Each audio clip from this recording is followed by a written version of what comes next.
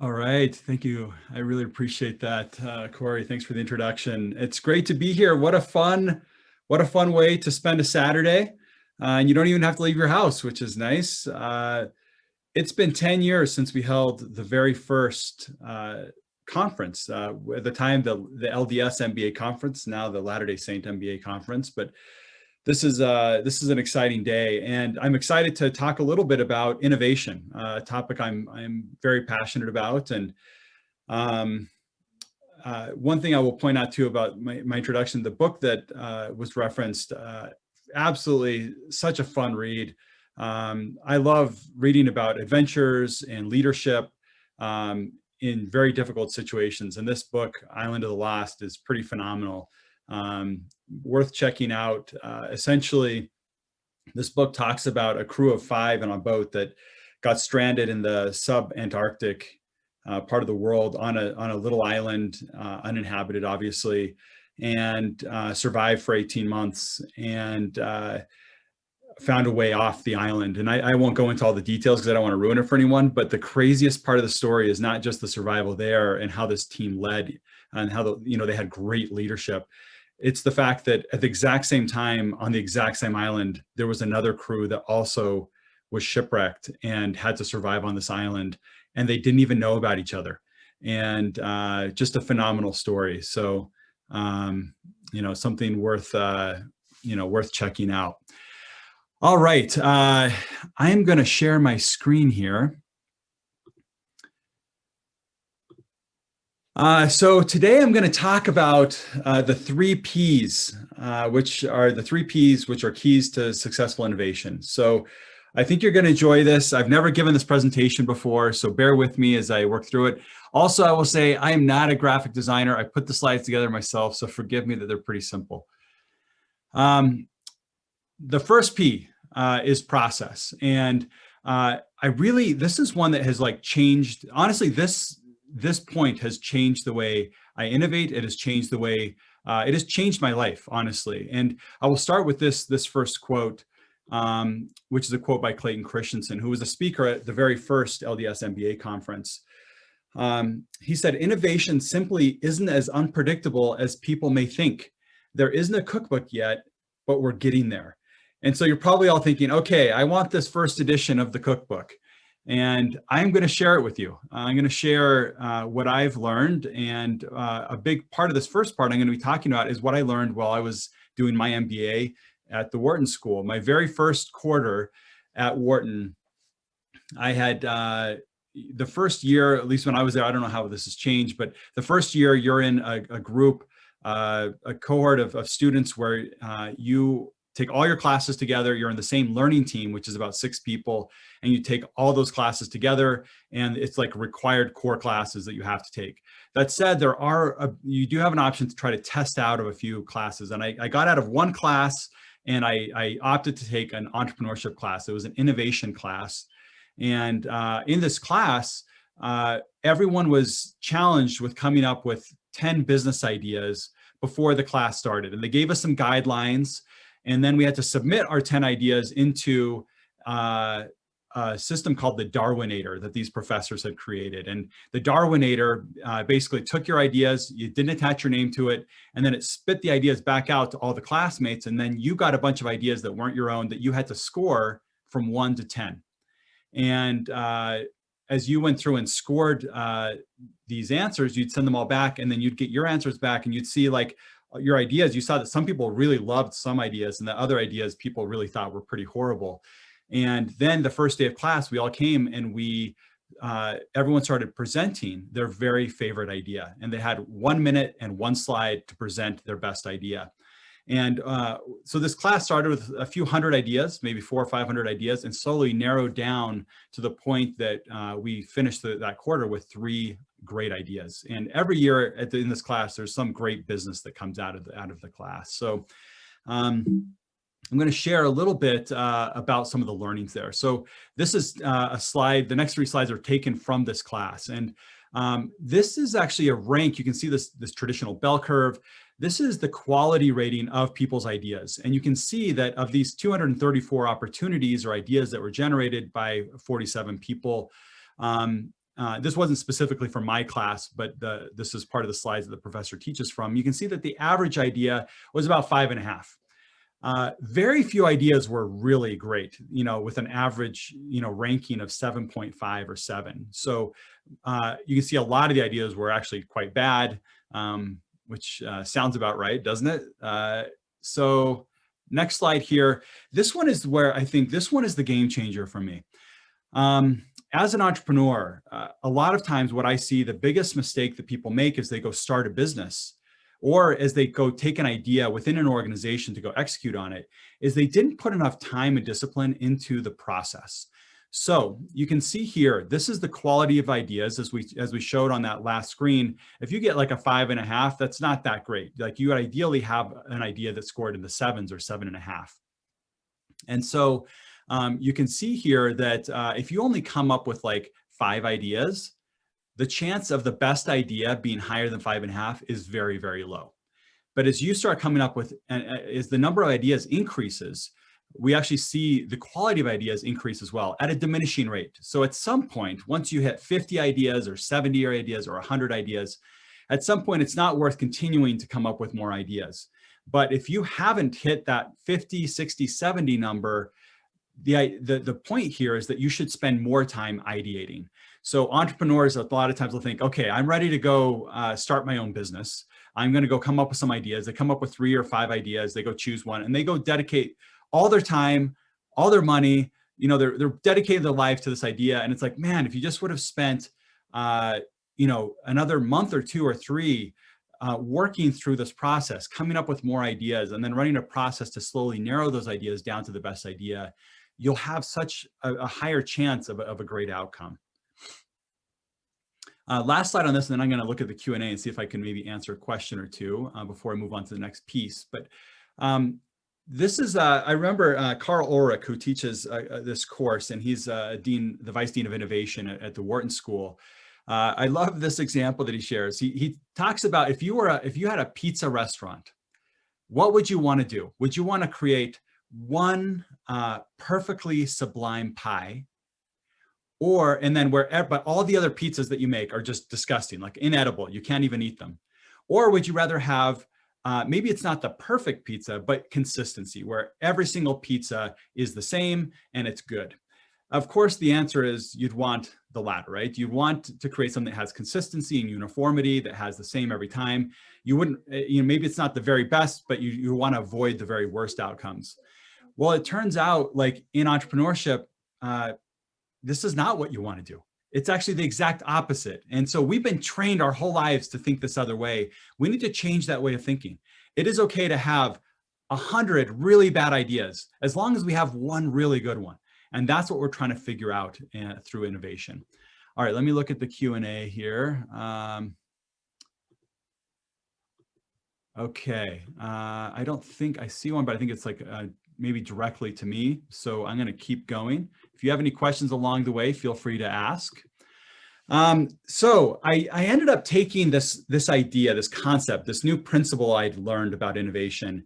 And my cousin and I, who had built our first business together, he was at Harvard Business School when I was at Wharton. I was calling him, and we were talking to each other all the time. And I told him about this class and what I was learning.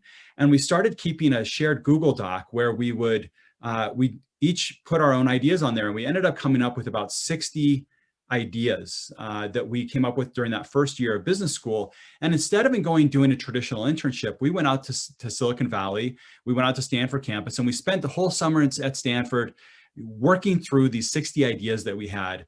And we slowly narrowed it down to 4. That maybe took a few weeks. So that process is relatively quick. And then we spent the bulk of the summer on those 4 ideas. He took 2, I took 2, and we vetted them, we tested them, we put a little bit of money into it to kind of see what the results might be.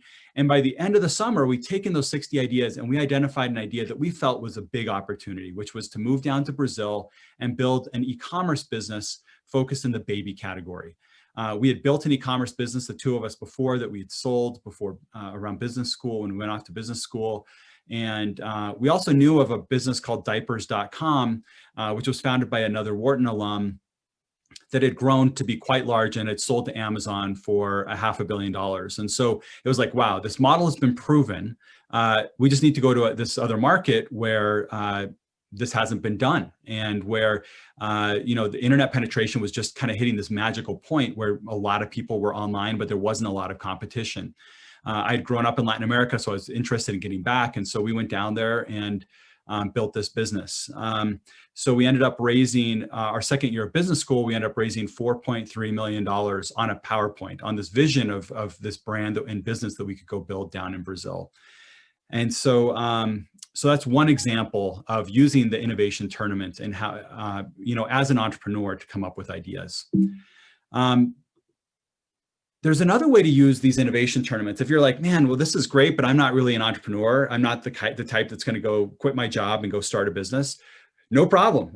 This is something that you can use internally as well. It's something that we use at Cotopaxi. Every single quarter, we have an innovation tournament internally. And so why do we do these innovation tournaments? Why do they make sense to do internally if we're not entrepreneurs? The first is that it allows your team to collectively go solve big challenges within your organization. So it's about hopefully the outcomes. You're generating hundreds of ideas. Ideally, you come back with 3 or 4 or 5 ideas that are really great that you can go execute on that will change your business. The second is that it really creates a culture of innovation internally. And that's something that really matters to us. This is something that it's one of our core values is innovation. And so we want to create a culture where no matter where you are in the organization, you get to be part of creating and innovating and solving problems, even if it's something over an area that you're not really working in. So one of our last innovation tournaments that we had hundreds of ideas. The winning idea came from our distribution center. It was someone that worked in our warehouse. And this young woman came up with this idea that everyone just absolutely loved. And it was just a great experience for all of us to see that the best ideas don't always come from the top. And the last is that it's around team building. So I think there's no better way to build camaraderie across teams, cross-functionally. When putting a team of 6 together, that you have maybe a C-suite executive, and you have a warehouse worker, and you have someone from the creative team, and maybe a customer experience person and a marketer, all coming together to go solve problems. They all come with these different perspectives and unique experiences, and you end up building these friendships that maybe wouldn't have existed otherwise. The last reminder on this point is that really the process is really as important as the outcome. So this isn't just about going and identifying some brilliant idea that's going to change your business. It's really about the process as well. These other things that come out of this process are really valuable. The team building, the creating this culture of innovation, those are just as important as whether or not we came up with an incredible idea. Okay, I'm reading some of the Q&A here.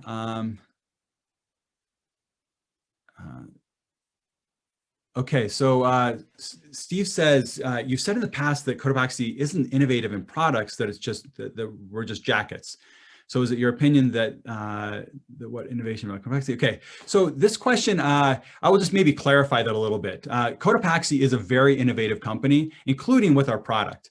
But what we try to not do is we're not going to go compete in creating the most technical ski jacket, for example. We're not going to go compete in creating the most technical product. Where we are innovative is in thinking about telling product stories and connecting product to people. And so we have these amazing backpacks that are all one of a kind. And we use remnant material from Patagonia, from Arc'teryx, from Black Diamond, all these companies that use our same factory.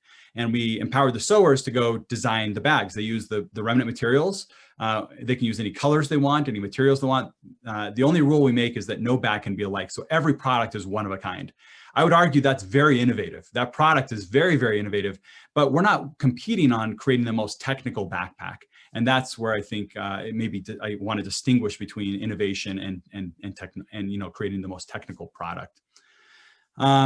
The next question with Chris, when you're getting to 50 to 100 ideas, do you want the ideas to be pretty different from each other or slight variations of the same thing? And do you count them as separate? You know what? This is totally up to you. You can create as many filters or barriers or guardrails as you want. I tend to, with that innovation process with my cousin, we basically said there are no guardrails. one idea might be, a tech business, a SaaS business. One might be consumer retail. That didn't matter. It was really around just coming up with great ideas. And a lot of times, one thing I'll say too, there's no bad idea. If you have a bad idea, it doesn't matter, throw it on there, because a lot of times the greatest ideas come from iterations of those bad ideas. So I think answering your question, yes, count them as different ideas, even if they're slight, iterations on that, and they don't need to be all completely different from each other. I'll maybe do one more question, then keep jumping through, and I may come back if there's time to answer a few more questions. What's the process that we use to vet the ideas to the top 2 to 3? Really it came down to, okay, with us, we were like, okay, we've built a business already that wasn't venture backed, that was profitable. It had gone to, a small business. We had about 20 employees. It was a good business, and we had a nice outcome, but we wanted to go build something bigger. So one of the filters we placed was like, okay, we want to go build a business that can do 100 million in revenue. And so we went through and it was like, okay, that cut out a bunch of the ideas. We want something that has a large addressable market. The first business that we'd run had a very small addressable market. So we wanted to try to find something that was much bigger. That eliminated a bunch of ideas. We wanted to be in a space where there wasn't already one competitor or a bunch of competitors that were already doing this and already had raised tons of money that were way ahead of us. And so, we started creating these filters that allowed us to kind of narrow that down. All right, I may come back to some more questions in a second, but I'm going to move on here just for the sake of time. I'm just going to share a few examples of our team and some of the innovation tournaments we did. And this is probably like in our first year of business. And we had an employee, Seth King, for about 5 years, who was just hilarious. And he was so entertaining. We loved this guy. And he came up with, in this innovation tournament, his idea was to create a llama-moccasin. A moccasin, llamas on our logo. And he was just hilarious. And he created this little video during this innovation tournament with his team that just had us all just cracking up. And we've never made the llama-moccasin, but we've always joked that we're going to at some point, so maybe we will. We recently had an innovation tournament around REI. REI has become a very important partner for us. They're doubling down on us, and we wanted to innovate together and come back to them with some ideas of how we could work together. And so here's just some ideas that people came up with from our team, and they put together a pitch deck with maybe a slide or two that kind of shares some ideas that they have. These are all different ideas that different teams came back to us with, they wanted to propose. And so we had hundreds of ideas. We came back, we got a bunch of really great ones, and we went and shared them with our partner. So those have been really great for us. And so for those of you that are like, man, I'd really like to do this, like, exactly how does this work? Like, help me understand the format. Well, this is it. This is the format. And you can change this as much as you like. This is just kind of what we've narrowed it down to. I think generally the more time you can give it, the better. But as we pull the whole team together, 2 hours is kind of the max that we feel we can reasonably pull everyone in. And so, we do this 2-hour format. That's the first piece. The second piece is we introduce, I typically introduce the Innovation Tournament Challenge a week ahead of time. And the reason we do this is we found that actually we get better results when people have a time to brainstorm on their own first. There's a bunch of studies that show as people brainstorm together with others, there's groupthink, and some people that maybe some of the best idea generators might feel intimidated to share their ideas because of social structure. They might be like the warehouse worker where but they're in the meeting, like their team might have like the CMO, and it's like, yikes, I don't want to share my ideas because the CMO is going to have much better ideas than me, or I don't want to look dumb. So giving people ahead of time the ideas where they can come up with those ideas and really formulate them and put a little more time into them so they feel more confidence in sharing them is important. We then, we kick off the 2-hour innovation tournament, and we have an owner, and it's not me. If it's, for example, an REI collaboration, we want to think of ideas there. It's the guy or girl that's running that initiative within the company. And so we'll have that owner that oversees that problem or opportunity. They present the idea to the entire team, and they are then responsible for documenting the best ideas, executing on them, and then reporting back to the whole team on the successes. So that takes just a few minutes to introduce. In fact, sometimes it's only 2 or 3 minutes if it's been framed well ahead of time. We then break out and we give teams of 5 to 6. This is the perfect size. At Wharton, they call these the learning teams, right? So if you have a group above 6, it's very easy for someone to fade into the background, in the shadows. They don't participate. 5 or 6 is this perfect number where you have enough of different experiences to be able to really contribute, but it's really hard for someone to fade into the background and not participate at that size. With Zoom, it's really easy. We do breakout rooms. We give everyone 45 minutes where they go and share their favorite ideas with their team. And then at the end of the 45 minutes, we don't bring them all back together. They get another 15 minutes, so a total of an hour together. That last 15 minutes, they take their favorite idea or maybe 2, and they go put it together in 1 or 2 slides. And they get maybe between 1 and 3 minutes to go present those ideas to the whole team. And so depending on how big your team is, obviously this can impact the amount of time that's used presenting. But at the end of that, we do a voting process, and you can do that by, if you've done in person, you have posters on the wall where people have presented their ideas. People can use Post-it notes or stickers to kind of identify the teams they're voting for. If you do it by Zoom, you can use the polling feature in Zoom to kind of to post those best ideas and have people vote on them. And then we do awards. And so typically the best team gets some kind of award. It could be some, it doesn't have to be anything big, and they get recognition. Like our warehouse worker that came up with that idea, it's like I did a post about her on LinkedIn and like tagged her and like celebrated her, her idea and the fact that she'd been a part of this. And so I think that's really fun and important. So hopefully you've enjoyed learning a little bit about that. Let me see if I have any questions here that I can answer before moving on. I'm not going to be able to answer all of these, sorry, but I'll see if there's anything here that I think is really important.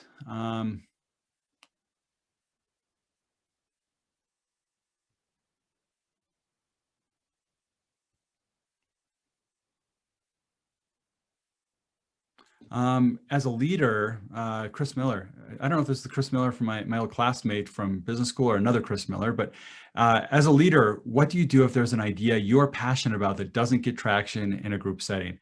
Oh boy, this is common actually, right? We all like love our own ideas. So sometimes there are ideas that I hear others bring up that don't get voted to the top. And I oftentimes make a note of that, and I'll go share it with the owner because I think this is important. A lot of times, sometimes in these tournaments, the ideas that win are sometimes just have the most clever presentation, or maybe the presenter is just very good at presenting and public speaking, and so they can get a lot of votes, where maybe sometimes the very best ideas don't. And so that's one thing that you need to be careful of in these tournaments is, false positives, right? Getting a winner that it's like, wow, everyone loved this, but maybe it was a false positive just because they were really good at presenting or the idea was really funny or fun. And so that's maybe something to just keep an eye out for. Okay, I'm going to move forward. I'll try to come back to some of the Q&A a little bit later. Okay, so the second P, and this one's really important, and this one's a quick one, but there's 2 points I want to make.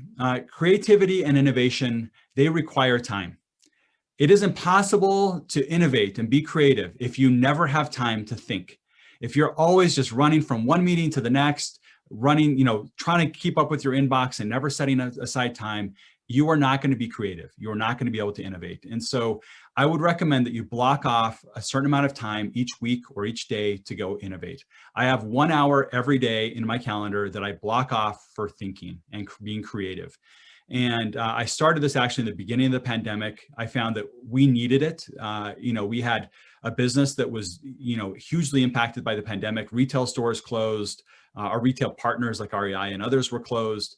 We sell a lot of product to companies that want to get backpacks or jackets for their whole team. Those were all canceled. Our hero product is a travel bag. No one's traveling, right? So we needed to be creative and innovative. And so I started spending an hour each day thinking about being creative. And it was amazing. I loved the results, and we ended up innovating in a way that changed our business. And a number of things that we did really transformed us. In Q3 of last year, our competitors, when you look at Lululemon and Nike and Under Armour, these other brands, they all were still had year over year had either shrunk a little bit in Q3 or were at 0% growth. Like none of them grew during that time period. In Q3 last year, we grew 96% over the previous Q3 during the pandemic with all these challenges. No one was traveling. Our hero bag was gone. But we found these really innovative ways to pivot the business. And we started making face masks that were colorful and fun, that represented our brand well, made of remnant material. And so we created these unique products, and we shifted some of our products to kind of be more relevant during a pandemic where maybe people were doing more road trips and other things. So that's the first point. The second is that pondering is an eternal principle. And it was taught to us by Moroni. He instructed us that we needed to ponder in our hearts. We couldn't just study something. We had to take time away where we could think about things, where we could be creative, where we could explore. And of course, the primary song teaches us the same principle, right? The Spirit will guide, and deep inside, I'll know that whatever we're studying is true. Like we will, if we have that time and we reflect on it, the Spirit can help confirm a direction that we should head. This is a great quote by Sharon Eubank, that kind of in the same vein, that innovation and creation are spiritual gifts. And when we keep our covenants, it gives us access to inspiration so we can think of different solutions, different approaches, different applications. And I really believe this is true. The third P is prayer. And I'm going to share a few examples about this as we dive into this item. But the first is a quote from Elder Holland. This is one of my favorite quotes. He says, and this was talking specifically about helping the poor, which is Cotopaxi is a brand where we alleviate poverty. It's the whole focus of our business. But this quote really, hits home for me, and I think this applies to all innovation. And he says, "I don't know exactly how each of you should fulfill your obligation to those who do not or cannot always help themselves, but I know that God knows, and He will help you and guide you in compassionate acts of discipleship if you are conscientiously wanting and praying and looking for ways to keep a commandment He has given us again and again." Having grown up in the developing world, I moved to the Dominican Republic when I was 4 years old, spent all my childhood in Latin America and a lot of my adult life. I'd always known I wanted to use my life to help others. It was something that I thought of every single day. I was obsessed with it. I've been obsessed with it my whole life, and I didn't know how to do it. And I tried things, and nothing was quite working. I was pursuing entrepreneurship because I knew it was a mentor of mine, a philanthropist, had told me that's how I could find a way to make a difference in the world. But I felt like I was failing. And I was in Brazil building my last business, and I had set a New Year's resolution that I was going to change somebody's life. And I didn't know how to do it, but it was on this Post-it note on my mirror in the bathroom. And that night I went to bed and I was praying about it. And as I was laying in bed, I started having some ideas come to my mind. And I rolled over and I typed them onto my phone, thinking that if I wrote them down, I could come back to them in the morning. I wanted to go to sleep. I was tired. And these ideas kept coming to me. And I finally got up out of bed and I sat on the couch and I started writing the ideas down on my computer. I ended up spending the entire night, the entire next day, and the entire next night on this computer, on this couch in my room, in my living room. And the entire idea for Cotopaxi came to me. The name, our slogan, Gear for Good, the early idea of the Questival, this 24-hour adventure race that we did, the idea of creating an outdoor brand that could inspire people to go do good with us, where we could use our profits to support poverty alleviation. I had never experienced anything like this in my life, and I probably never will again. But for me, it was really a great testimony builder, and it confirmed that what Elder Holland says is true. I didn't know exactly how I should do it, but the Lord knew. And I was frustrated for years, feeling like I wasn't accomplishing what I really needed to do. But it turned out that the Lord was giving me the experiences I needed in my previous two businesses that would allow me to go build what I'm building. And so I'm a big believer that through prayer and inspiration, we can innovate and we can create. These are just some early, this is in the first, I'd say maybe 48 hours of having this idea. This was the initial logo. And we obviously didn't go with that. I kind of decided to go with the llama, and these were some different llama iterations, before we went and created the llama that we're using now. A second example, second story, and I know I want to be conscious of time, but for anyone that's heard me speak before, you've probably heard me talk about Edgar, this little 9-year-old boy that I met in Cusco, Peru, when I was a BYU student doing an internship in Peru. A shoe shiny boy that I met in the streets, and I just felt the special connection to. I'd find him every day. And I'm not going to go into the whole story, but I ended up thinking about Edgar every day since 2001. And he was an inspiration to me. I wanted to find a way to help kids like him. And 14 years after I left Cusco, I had not seen Edgar for all those years. I went back and was lucky enough to find him. I went back with the sole purpose of finding Edgar. And we've stayed in touch. We're in touch multiple times a week, sometimes every day. And he was orphaned and was living in a little mud house with raising his little younger brother and sister. And after meeting him, we found a program where he could learn to be a tour guide, a 3-year program. He was graduating last year, so excited. And then the pandemic began. And he sent me a note and just said, I need help. I don't know what to do. I can't support my family. There's no tourists here. He still sold things in the street until he could become a tour guide. He was selling paintings and other things in the street to tourists. And he said, I don't know how to feed my family. He'd become married and has a little baby girl, which is so cute. And I went to bed that night not knowing what to do. I knew I couldn't just send him money because I didn't want to be in the situation where anytime he needed help, he was asking me for money. And I prayed about this. I went to bed and I could hardly sleep that night, thinking about Edgar and what he could possibly do. And about 5 a.m, woke up with this idea that he could give virtual tours. And so I reached out to him first thing in the morning. I said, okay, I've got this idea. What do you think of it? Would you be willing to do it? He loved the idea. I shared it on social media with my friends and family. And over the last year, he's had somewhere around $14,000 of income from giving a virtual tour. It's crazy. And this innovation came through prayer. It came through pondering and asking the Lord for help and guidance and helping figure out a solution to something that I was trying to solve.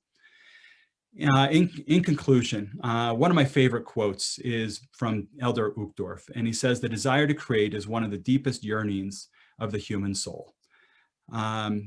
He says, you are spirit sons and daughters of the most creative being in the universe. We all have the ability to create.